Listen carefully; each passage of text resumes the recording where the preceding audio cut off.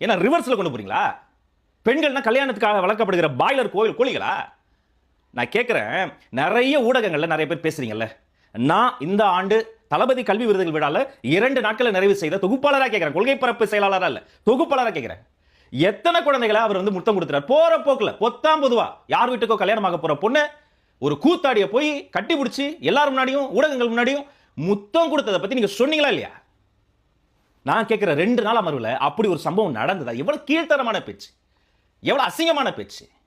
இந்த சிவாஜி கிருஷ்ணமூர்த்திகளை, இந்த வக்கீல் வண்டுமுருகன்களை ஏவக்கூடிய ஆள் யாரு? ஏன் அதை யாரும் பேச மாட்டீங்க? பேச சொன்னது யாருங்க?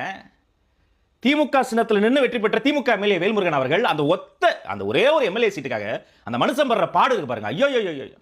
அப்ப இவ்வளத்தையும் செட்டப் செய்து செட்டிங் போட்டு பேச சொன்ன திமுகவினுடைய நிலைப்பாடாக தான் இதை எடுத்துக்கணும்.